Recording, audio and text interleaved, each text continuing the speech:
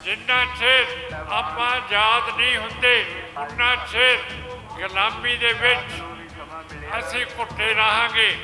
ना साडी किसानी चलू, ना साडा वपार चलू, ना साडियां नौकरियां होणगियां। बिल्कुल एक पासे सानू ला के रख दिता। हिंदुत्व का राज है, हिंदू राज कर रहे हैं, पर सेंटर दे विच साडी कोई नुमाइंदगी नहीं है।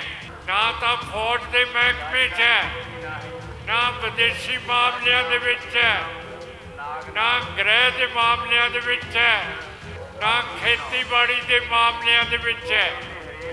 तो फिर साध संगत जी, असी इस धरती दे नाल, इस मुल्क दे नाल किहड़ी साझ पा सकते हैं?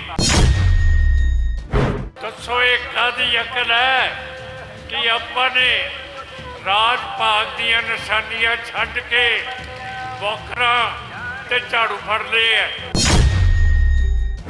बाहर के मुल्कां दे विच भी मोदी सरकार ने सिख मरवाते है। ये मोदी है और ये नाल अमित शाह है, एक राजनाथ सिंह है, फौज का वजीर जयशंकर है, विदेशी वजीर रॉ का महकमा और सुमंत जैन गोयल, इन्हां सारिਆਂ ने कैनेडा दे विच सिखां दी नस्लकुशी तो नहीं की, पर जिन्ने भी खालिस्तानी सिख सीगे उन्होंने गोली नाल मरवाता है। कि देश का प्राइम मिनिस्टर होवे और वो बाहर के मुल्कों के विच इत्थे हरियाणे पंजाब के विच जिहड़े सिख खालिस्तान की गल करते हैं उन्होंने जानों मरवा देवे। सो ये सारिया चीज़ां तुहानूं देखनियां पैणगियां आउण वाले समय दे विच। जे अपने विच एकता ना रही ते हिंदुत्व का राज दिल्ली दे विचों जिहड़ा लागू होया है वो जुल्म करी जावे। तुहाडे कोले कोई चीफ मिनिस्टर, कोई असैंबली ना होवे जिहड़ा तुहाडी रखिया कर सके। ये जिन्ने मैं ना लए है मोदी ते ओहदे टुकड़े, इन्हां दे उत्ते एक दिन केस चलणगे। ये भुल्लिओ ना, असीं जिंदे होइए ना होइए, पर तुहाडी जिंदगी दे विच ये जिन्हां ने सिख बाहर के मुल्कां दे विच मरवाए है, इन्हां दे उत्ते केस चलणगे, हथकड़ियां लगणगियां ते जेल जां इन्हां नूं फांसी दे हुक्म होणगे। असीं चाहुंदे हैं कि अगले साल साडा पंथ दा राज होवे। सारे जिन्ने भी अकाली ते रह गए है ये इकट्ठे हो जाण, जिहदे नाल आपां सारे एक हो के इलैक्शन लड़ के अपनी सरकार बनाइए। सत्कारयोग साध संगत जी, निमरता सहित आपनों फतेह अर्ज करते हैं। वाहिगुरू जी का खालसा, वाहिगुरू जी की फतेह।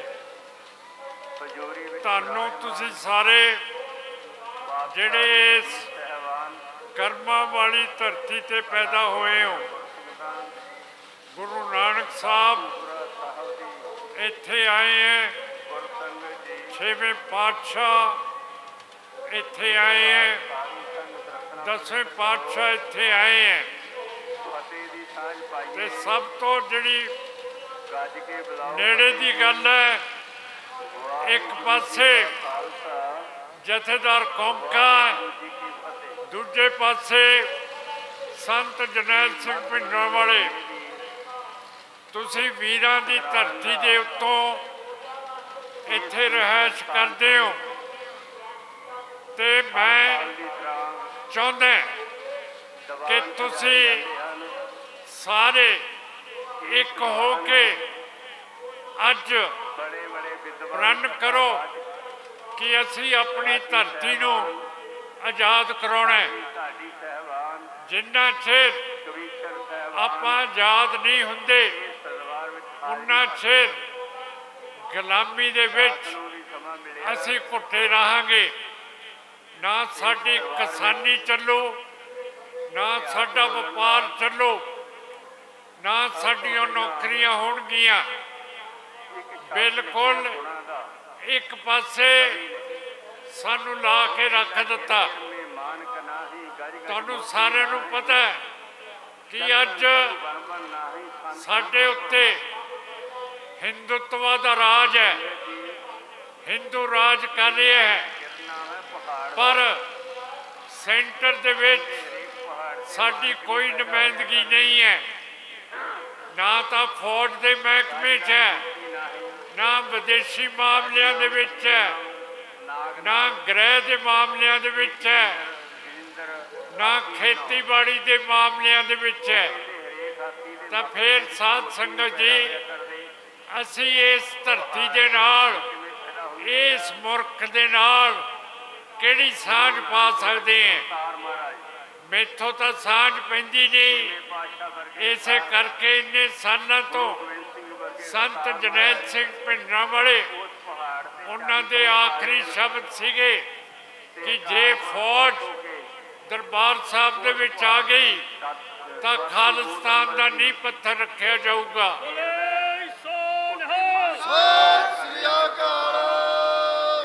ਉਸ ਦਿਨ ਤੋਂ ਲੱਗ ਕੇ ਅੱਜ ਤੱਕ ਮੈਂ ਉਹਨਾਂ ਬਚਨਾਂ ਦੀ ਸੇਵਾ ਕਰ ਰਿਹਾ ਹਾਂ। ਤੁਹਾਡੇ ਕੋਲੇ ਹਰੇਕ ਸਾਲ ਆਉਂਦਾ, ਮਿੰਨਤਾਂ ਤਰਲੇ ਕਰਦਾ ਕਿ ਸਾਧ ਸੰਗਤ ਜੀ, ਅਕਾਲੀ ਦਲ ਅੰਮ੍ਰਿਤਸਰ ਨੂੰ ਅੱਗੇ ਲੈ ਕੇ ਆਓ, ਤੁਹਾਨੂੰ ਤਬਦੀਲੀ ਲਿਆਈਏ, ਤੁਹਾਨੂੰ ਆਜ਼ਾਦੀ ਦਿਵਾਈਏ, ਤੁਹਾਡੇ ਕੰਮ ਕਰਵਾਈਏ। ਸਾਰਾ ਕੁਝ ਕੀਤਾ, ਪਰ ਅਖੀਰ ਦੇ ਵਿੱਚ ਨਿਰਾਸ਼ਤਾ ਹੋ ਜਾਂਦੀ ਹੈ। ਅਗਲੇ ਸਾਲ ਇਲੈਕਸ਼ਨ ਆ ਰਹੇ ਹੈ, ਸਾਡੀ ਪਾਰਟੀ ਇਲੈਕਸ਼ਨ ਲੜੂਗੀ, ਪਰ ਅਸੀਂ ਚਾਹੁੰਦੇ ਹਾਂ ਕਿ ਜਿਵੇਂ ਆਮ ਪਾਰਟੀ ਹੈ, ਬੀਜੇਪੀ, ਕਾਂਗਰਸ ਹੈ, ਇਸ ਤਰ੍ਹਾਂ ਇਹ ਰਾਜ ਨਾ ਕਰ ਜਾਣ। ਅਸੀਂ ਚਾਹੁੰਦੇ ਹਾਂ ਕਿ ਅਗਲੇ ਸਾਲ ਸਾਡਾ ਪੰਥ ਦਾ ਰਾਜ ਹੋਵੇ। ਸਾਰੇ ਜਿੰਨੇ ਵੀ ਅਕਾਲੀ ਤੇ ਰਹਿ ਗਏ ਹੈ, ਇਹ ਇਕੱਠੇ ਹੋ ਜਾਣ, ਜਿਹਦੇ ਨਾਲ ਆਪਾਂ ਸਾਰੇ ਇੱਕ ਹੋ ਕੇ ਇਲੈਕਸ਼ਨ ਲੜ ਕੇ ਆਪਣੀ ਸਰਕਾਰ ਬਣਾਈਏ। ਆਪਣੀ ਸਰਕਾਰ ਤਾਂ ਬਣਾ ਲਾਂਗੇ, ਪਰ ਉਹਨੂੰ ਕਹਾਂਗੇ ਕਿ ਇਹ ਤੁਹਾਡੀ ਸਰਕਾਰ ਹੈ। ਸੋ ਇਹ ਸਾਰੀਆਂ ਚੀਜ਼ਾਂ ਤਾਂ ਹੀ ਹੋ ਸਕਦੀਆਂ ਜੇ ਤੁਸੀਂ ਏਕਤਾ ਕਰ ਲਓ। ਔਰ ਸ਼੍ਰੋਮਣੀ ਅਕਾਲੀ ਦਲ ਅੰਮ੍ਰਿਤਸਰ, ਜਿਸ ਨੇ ਹਮੇਸ਼ਾ ਤੁਹਾਡੀ ਸੇਵਾ ਕੀਤੀ ਹੈ, ਇਸ ਨੂੰ ਅਪਣਾ ਕੇ ਵੋਟ ਪਾ ਕੇ ਅਸੈਂਬਲੀ ਦੇ ਵਿੱਚ ਭੇਜੋ। ਹੁਣ ਤੁਹਾਨੂੰ ਪਤਾ ਹੈ ਕਿ ਬਾਹਰ ਦੇ ਮੁਲਕਾਂ ਦੇ ਵਿੱਚ ਵੀ ਮੋਦੀ ਸਰਕਾਰ ਨੇ ਸਿੱਖ ਮਰਵਾਤੇ ਹੈ। ਇਹ ਮੋਦੀ ਹੈ, ਹੋਰ ਇਹਦੇ ਨਾਲ ਅਮਿਤ ਸ਼ਾਹ ਹੈ, ਇੱਕ ਰਾਜਨਾਥ ਸਿੰਘ ਹੈ, ਫੌਜ ਦਾ ਵਜ਼ੀਰ ਜੈ ਸ਼ੰਕਰ ਹੈ, ਵਿਦੇਸ਼ੀ ਵਜ਼ੀਰ, ਰੌ ਦਾ ਮਹਿਕਮਾ, ਔਰ ਸੁਮੰਤ ਜੈਨ ਗੋਇਲ, ਇਹਨਾਂ ਸਾਰਿਆਂ ਨੇ ਕੈਨੇਡਾ ਦੇ ਵਿੱਚ ਸਿੱਖਾਂ ਦੀ ਨਸਲਕੁਸ਼ੀ ਤਾਂ ਨਹੀਂ ਕੀਤੀ, ਪਰ ਜਿੰਨੇ ਵੀ ਖਾਲਿਸਤਾਨੀ ਸਿੱਖ ਸੀਗੇ ਉਹਨਾਂ ਨੂੰ ਗੋਲੀ ਨਾਲ ਮਰਵਾਤਾ ਹੈ। ਕਿਹੜੇ ਕਿਹੜੇ ਹੈਗੇ ਹੈ? ਇਹ ਹੈਗੇ ਹੈ ਦੂਸਰੇ ਪਾਤਸ਼ਾਹ ਮਹਾਰਾਜ, ਤੀਸਰੇ ਪਾਤਸ਼ਾਹ ਮਹਾਰਾਜ, ਚੌਥੇ ਪਾਤਸ਼ਾਹ, ਪੰਜਵੇਂ ਪਾਤਸ਼ਾਹ, ਛੇਵੇਂ ਪਾਤਸ਼ਾਹ। ਇਹ ਹੈਗੇ ਹੈ ਹਰਦੀਪ ਸਿੰਘ ਨਿੱਜਰ, ਜਿਨ੍ਹਾਂ ਨੂੰ ਮੋਦੀ ਸਰਕਾਰ ਨੇ ਕੈਨੇਡਾ ਦੇ ਵਿੱਚ ਮਰਵਾਇਆ। ਪਾਨ ਨਾਮ, ਦਸਤ ਨਾਮ, ਫਿਰ ਰਿਪੂ ਦਮਨ ਸਿੰਘ ਮਲਕ ਹੈ, ਫਿਰ ਆਪਣੇ ਮੋਗੇ ਦਾ ਬੰਦਾ ਹੈ ਸੁਖਦੂਲ ਸਿੰਘ, ਫਿਰ ਦਸਾਂ ਨਵਾਂ ਦੀ ਵਲਾਇਤ ਬਰਤਾਨੀਆ ਦੇ ਵਿੱਚ ਅਵਤਾਰ ਸਿੰਘ ਖੰਡਾ ਮਰਵਾਤਾ ਹੈ, ਰਾਖੀਆਂ ਨੂੰ ਔਰ ਪਾਕਿਸਤਾਨ ਦੇ ਵਿੱਚ ਆਪਣਾ ਬੇਅੰਤ ਮਾਇਆ ਭੇਜ ਪਰਮਜੀਤ ਸਿੰਘ ਪੰਜਵਾੜ ਅੱਜ ਮਾਇਆ ਤੋਂ ਤੇ ਕਿਰਤਾ ਜਿਹੜੀ ਲਖਬੀਰ ਸਿੰਘ ਰੋਡੇ ਮਰਵਾਤੇ ਹੈ। ਪੰਜਾਬ ਦੇ ਵਿੱਚ ਬਹੁਤ ਸਾਰੀ ਮਾਇਆ ਮੂਸੇਵਾਲ ਮਰਵਾਤਾ, ਲੋਕ ਗੁਰਪ੍ਰੀਤ ਸਿੰਘ ਬੇਅੰਤ ਉਸ ਨੂੰ ਮਰਵਾਤਾ ਹੈ, ਤੇ ਆਪਣੇ ਦੀਪ ਸਿੰਘ ਸਿੱਧੂ ਨੂੰ ਕਿੱਥੇ ਮਰਵਾਇਆ? ਹਰਿਆਣੇ ਦੇ ਵਿੱਚ। ਨਾਮਦਾਨ ਬਖਸ਼ੀ ਜੇ ਸਾਧ ਸੰਗਤ ਜੀ ਵਾੜ ਆਪਣੀ ਖੇਤੀ ਨੂੰ ਖਾਣ ਲੱਗ ਪਏ ਤਾਂ ਫਿਰ ਉਹ ਵਾੜ ਨੂੰ ਕੀ ਕੀਤਾ ਜਾ ਸਕਦਾ ਹੈ? ਉਹਨੂੰ ਫਨਾ ਕਰੀਦਾ ਹੈ ਜਾਂ ਕੱਟੀਦਾ ਹੈ ਜਾਂ ਉਹਦੇ ਤੋਂ ਆਪਣਾ ਰਿਸ਼ਤਾ ਛੱਡ ਕੇ ਉਹਦਾ ਖਾਤਮਾ ਕੀਤਾ ਜਾਂਦਾ ਹੈ। ਇਹ ਚੀਜ਼ ਕਦੇ ਨਹੀਂ ਹੋ ਸਕਦੀ ਕਿ ਦੇਸ਼ ਦਾ ਪ੍ਰਾਈਮ ਮਿਨਿਸਟਰ ਹੋਵੇ ਔਰ ਉਹ ਬਾਹਰ ਦੇ ਮੁਲਕਾਂ ਦੇ ਵਿੱਚ, ਇੱਥੇ ਹਰਿਆਣੇ ਪੰਜਾਬ ਦੇ ਵਿੱਚ ਜਿਹੜੇ ਸਿੱਖ ਖਾਲਿਸਤਾਨ ਦੀ ਗੱਲ ਕਰਦੇ ਹੈ ਉਹਨਾਂ ਨੂੰ ਜਾਨੋਂ ਮਰਵਾ ਦੇਵੇ। ਸੋ ਇਹ ਸਾਰੀਆਂ ਚੀਜ਼ਾਂ ਤੁਹਾਨੂੰ ਦੇਖਣੀਆਂ ਪੈਣਗੀਆਂ ਆਉਣ ਵਾਲੇ ਸਮੇਂ ਦੇ ਵਿੱਚ। ਸਮਾਂ ਇਹੋ ਜਿਹਾ ਆ ਰਿਹਾ ਹੈ ਕਿ ਜੇ ਆਪਣੇ ਵਿੱਚ ਏਕਤਾ ਨਾ ਰਹੀ ਤੇ ਹਿੰਦੂਤਵ ਦਾ ਰਾਜ ਦਿੱਲੀ ਦੇ ਵਿੱਚੋਂ ਜਿਹੜਾ ਲਾਗੂ ਹੋਇਆ ਹੈ ਉਹ ਜ਼ੁਲਮ ਕਰੀ ਜਾਵੇ। ਤੁਹਾਡੇ ਕੋਲੇ ਕੋਈ ਚੀਫ ਮਿਨਿਸਟਰ, ਕੋਈ ਅਸੈਂਬਲੀ ਨਾ ਹੋਵੇ ਜਿਹੜਾ ਤੁਹਾਡੀ ਰੱਖਿਆ ਕਰ ਸਕੇ। ਸੋ ਇਸ ਤਰ੍ਹਾਂ ਅਸੀਂ ਤੁਹਾਨੂੰ ਬੇਨਤੀ ਕਰਦੇ ਹਾਂ ਕਿ ਜਿੰਨਾ ਚਿਰ ਏਕਤਾ ਨਹੀਂ ਹੁੰਦੀ ਉਨਾ ਚਿਰ ਆਪਾਂ ਖੁਆਰ ਹੋਵਾਂਗੇ। ਹੁਣ ਤੁਸੀਂ ਦੇਖੋ ਵੈਨੇਜ਼ੁਏਲਾ ਇੱਕ ਮੁਲਕ ਹੈ ਜਿੱਥੇ ਅਮਰੀਕਾ ਦੇ ਪ੍ਰੈਜ਼ੀਡੈਂਟ ਨੇ ਉੱਥੋਂ ਦਾ ਪ੍ਰਧਾਨ ਚੁਕਾਤਾ। ਵੈਨੇਜ਼ੁਏਲਾ ਦੀ ਸੋਵਰੇਨਿਟੀ, ਉਸ ਦਾ ਰਾਜ ਭਾਗ ਤੋੜ ਕੇ, ਉਸ ਦੀ ਬਾਦਸ਼ਾਹੀ ਤੋੜ ਕੇ ਉੱਥੋਂ ਦਾ ਪ੍ਰੈਜ਼ੀਡੈਂਟ ਚੁਕਾਤਾ। ਫਿਰ ਜੇ ਉੱਥੋਂ ਦਾ ਰਾਜ ਭਾਗ ਤੋੜਤਾ ਤਾਂ ਫਿਰ ਮੋਦੀ ਨੇ ਕੈਨੇਡਾ ਦੇ ਵਿੱਚ ਕੀ ਕੀਤਾ? ਜਿਹੜੇ ਸਿੱਖਾਂ ਨੂੰ ਮਰਵਾਇਆ। ਬਰਤਾਨੀਆ ਦੇ ਵਿੱਚ ਕੀ ਕੀਤਾ? ਜਿੱਥੇ ਸਿੱਖਾਂ ਨੂੰ ਮਰਵਾਇਆ। ਪਾਕਿਸਤਾਨ ਦੇ ਵਿੱਚ ਕੀ ਕੀਤਾ? ਉਹਨਾਂ ਦੀ ਬਾਦਸ਼ਾਹੀ ਤੋੜ ਕੇ ਸਿੱਖਾਂ ਨੂੰ ਮਰਵਾਇਆ। ਤੇ ਅਮਰੀਕਾ ਦੇ ਵਿੱਚ ਉਹਨਾਂ ਨੇ ਪੰਨੂ ਨੂੰ ਮਰਵਾ ਦੇਣਾ ਸੀ, ਪਰ ਅਮਰੀਕਾ ਦੀ ਇੰਟੈਲੀਜੈਂਸ, ਉਹਨਾਂ ਦੀ CID ਇੰਨੀ ਤਕੜੀ ਹੈ ਕਿ ਅਮਰੀਕਾ ਦੀ ਇੰਟੈਲੀਜੈਂਸ ਨੂੰ ਪਹਿਲਾਂ ਪਤਾ ਲੱਗ ਗਿਆ ਕਿ ਮੋਦੀ ਸਰਕਾਰ ਨੇ ਪੰਨੂ ਨੂੰ ਵੀ ਮਰਵਾ ਦੇਣਾ। ਇਸ ਕਰਕੇ ਪੰਨੂ ਨੂੰ ਬਚਾ ਦਿੱਤਾ ਗਿਆ। ਅਸੀਂ ਕਹਿੰਦੇ ਹਾਂ ਕਿ ਇਹ ਮੁਲਜ਼ਮ ਹੈ। ਇਹ ਜਿੰਨੇ ਮੈਂ ਨਾਂ ਲਏ ਹੈ ਮੋਦੀ ਤੇ ਉਹਦੀ ਟੁਕੜੇ, ਇਹਨਾਂ ਦੇ ਉੱਤੇ ਇੱਕ ਦਿਨ ਕੇਸ ਚੱਲਣਗੇ। ਇਹ ਭੁੱਲਿਓ ਨਾ। ਅਸੀਂ ਜਿੰਦੇ ਹੋਈਏ ਨਾ ਹੋਈਏ, ਪਰ ਤੁਹਾਡੀ ਜ਼ਿੰਦਗੀ ਦੇ ਵਿੱਚ ਇਹ ਜਿਨ੍ਹਾਂ ਨੇ ਸਿੱਖ ਬਾਹਰ ਦੇ ਮੁਲਕਾਂ ਦੇ ਵਿੱਚ ਮਰਵਾਏ ਹੈ, ਇਹਨਾਂ ਦੇ ਉੱਤੇ ਕੇਸ ਚੱਲਣਗੇ, ਹੱਥਕੜੀਆਂ ਲੱਗਣਗੀਆਂ ਤੇ ਜੇਲ੍ਹ ਜਾਂ ਇਹਨਾਂ ਨੂੰ ਫਾਂਸੀ ਦੇ ਹੁਕਮ ਹੋਣਗੇ। ਇਹ ਇਕਰਾਰ ਮੈਂ ਤੁਹਾਡੇ ਨਾਲ ਕਰਦਾ। ਤਾਂ ਮੈਂ ਇਹੀ ਬੇਨਤੀ ਹਮੇਸ਼ਾ ਕਰਦਾ ਕਿ ਆਪਣਾ ਏਕਤਾ ਹੋਵੇ, ਆਪਾਂ ਇੱਕ ਹੋਈਏ, ਆਪਾਂ ਆਪਣੀ ਸਰਕਾਰ ਬਣਾਈਏ। ਤੁਸੀਂ ਦੇਖੋ ਕਿੰਨਾ ਧੋਖਾ ਖਾਧਾ। ਗੁਰੂ ਹਰਗੋਬਿੰਦ ਸਾਹਿਬ ਇਸ ਧਰਤੀ ਦੇ ਉੱਤੇ ਆਏ ਹੈ। ਉਹਨਾਂ ਦੇ ਸਮੇਂ ਦੇ ਵਿੱਚ ਮੁਗਲ ਦਾ ਰਾਜ ਸੀਗਾ। ਮੁਗਲ ਦੇ ਰਾਜ ਦੇ ਵਿੱਚ ਗੈਰ ਮੁਸਲਮਾਨ ਕਿਰਪਾਨ ਨਹੀਂ ਸੀ ਚੱਕ ਸਕਦਾ। ਬਾਜ ਦੇ ਨਾਲ ਸ਼ਿਕਾਰ ਨਹੀਂ ਸੀ ਖੇਡ ਸਕਦਾ, ਘੋੜੇ ਦੀ ਸਵਾਰੀ ਨਹੀਂ ਸੀ ਕਰ ਸਕਦਾ। ਛੇਵੇਂ ਪਾਤਸ਼ਾਹ ਨੇ ਇਹ ਸਾਰੀਆਂ ਰਾਜ ਕਰਨ ਵਾਲੀਆਂ ਚੀਜ਼ਾਂ ਸਾਨੂੰ ਦਿੱਤੀਆਂ। ਗੁਰੂ ਨਾਨਕ ਸਾਹਿਬ ਨੇ ਕਿਹਾ ਸਾਰੇ ਇੱਕ ਹੈ, ਸਾਰੇ ਜਾਤਾਂ ਪਾਤਾਂ ਖਤਮ ਕਰਤੀਆਂ। ਪਰ ਹੁਣ ਕੀ ਕੀਤਾ ਆਪਾਂ ਨੇ? ਰਾਜ ਭਾਗ ਦੀ ਨਿਸ਼ਾਨੀਆਂ ਛੱਡ ਕੇ ਬੋਕਰਾਂ ਤੇ ਝਾੜੂ ਫੜ ਲਏ ਹੈ। ਦੱਸੋ ਇਹ ਕਾਹਦੀ ਅਕਲ ਹੈ ਕਿ ਆਪਾਂ ਨੇ ਰਾਜ ਭਾਗ ਦੀਆਂ ਨਿਸ਼ਾਨੀਆਂ ਛੱਡ ਕੇ ਬੋਕਰਾਂ ਤੇ ਝਾੜੂ ਫੜ ਲਏ ਹੈ। ਸੋ ਸਾਧ ਸੰਗਤ ਜੀ, ਮੇਰਾ ਖਿਆਲ ਹੈ ਆਪਣੀ ਮੱਤ ਦੇ ਵਿੱਚ ਥੋੜੀ ਜੀ ਕਮੀ ਆ ਗਈ ਹੈ।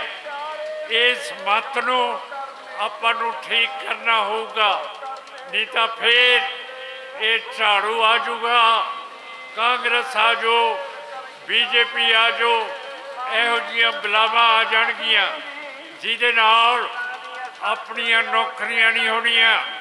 ਬਾਹਰ ਸਾਡੇ ਮੁੰਡੇ ਵੱਸਦੇ ਹੈ, ਉਹਨਾਂ ਨੂੰ ਵਾਪਸ ਕਰਨਗੇ ਤੇ ਅਸੀਂ, ਸਾਡੀ ਪਾਰਟੀ ਹੈ ਜਿਸ ਨੇ ਤੁਹਾਡੀ ਸੇਵਾ ਕੀਤੀ ਹੈ ਇੰਨੇ ਸਾਲ, ਤੇ ਅਸੀਂ ਸਮਝਦੇ ਹਾਂ ਕਿ ਤੁਸੀਂ ਸਾਡੇ ਹੋ, ਅਸੀਂ ਤੁਹਾਡੇ ਹੈ।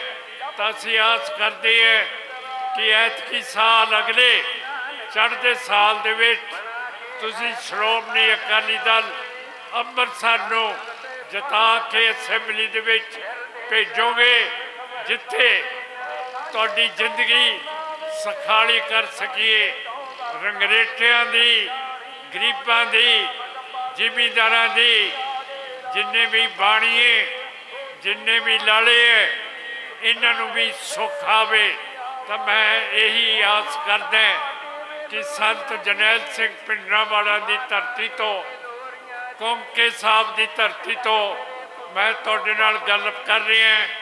ਪਹਿਲੀ ਪਾਤਸ਼ਾਹੀ, ਛੇਵੀਂ ਪਾਤਸ਼ਾਹੀ, 10ਵੇਂ ਪਾਤਸ਼ਾਹ जिन्ना दा हुक्म है इन गरीब सिखों को दो बादशाही। जे 10वें पातशाह ने सानू बादशाही दिती है, फिर असी दूजी कौम दे थल्ले क्यों लगे हुए हैं? ये तुसी आप दसो अंतर ध्यान हो के कि असी आज़ाद हो सकते हैं, पर असी हिंदुत्व के थल्ले लगे हैं। सो ज़्यादा कुछ मैं ना कहना होया, आस करदा कि तुसी अपना मन बदलोगे और खालिस्तान की गल करोगे। जिहड़ा मुल्क कॉमरेड चीन जिहदे कोले परमाणु शस्त्र है, हिंदुस्तान जिहदे कोले परमाणु शस्त्र है, पाकिस्तान मुसलमानों का जिहदे कोले परमाणु शस्त्र है, जे जंग लग गया तो साडा खेतर एक घेरिया जाऊगा। एडी वड्डी जंग दे विच कि साडियां नस्लां बिल्कुल खत्म हो जाणगियां। सो असी इस इलाके दे विच इन्हां दे विचाले नवां मुल्क खालिस्तान पैदा करना चाहुंदे हैं। तां तुसीं ते मैं आस करदा कि तुसी साडा पूरा साथ दवोगे। मैं तुहाडा सारिआं दा, बलराज सिंह जी दा, बलदेव सिंह गगड़ा दा, भोला सिंह दा, बीबी अमनदीप कौर दा, मनदीप कौर दा, मनजीत कौर दा, बलराज सिंह बादल दा, सारिआं दा ते खास करके तुहाडा ऋणी हुंदा होया फतेह अर्ज करदा। वाहिगुरू जी का खालसा, वाहिगुरू जी की फतेह।